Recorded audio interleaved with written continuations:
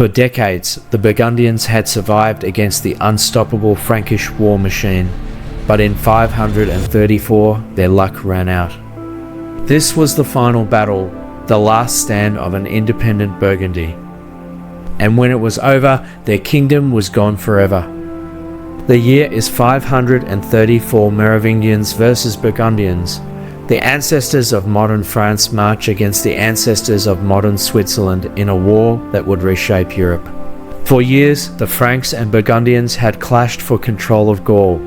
The Franks, under King Childebert I and King Clodo I, had one goal: to erase Burgundy from the map. This was not just a war of soldiers, it was a war of strategy.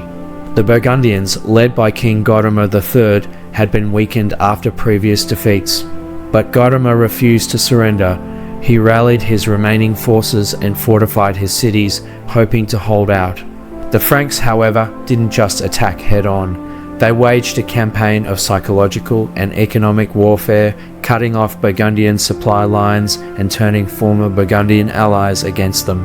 One by one, Burgundian strongholds fell. Cities were besieged and defenders starved inside their own walls. Finally, at Autun, the decisive battle took place.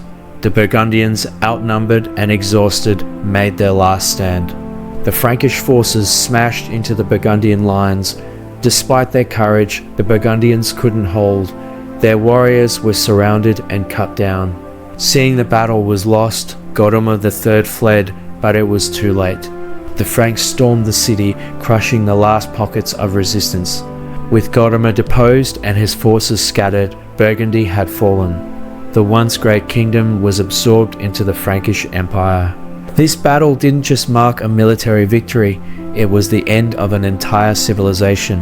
The Burgundians, once a mighty power, were now just another piece of the growing Frankish realm. But could the Burgundians have resisted? One possible strategy: a stronger alliance system. If Gotama III had secured help from the Ostrogoths or Lombards, could he have stopped the Frankish conquest and kept Burgundy independent? Or was his greatest mistake not retreating earlier to reorganize his forces for a counterattack? Would a tactical retreat have saved the kingdom, or was the Frankish war machine unstoppable? Like and subscribe for more epic history breakdowns.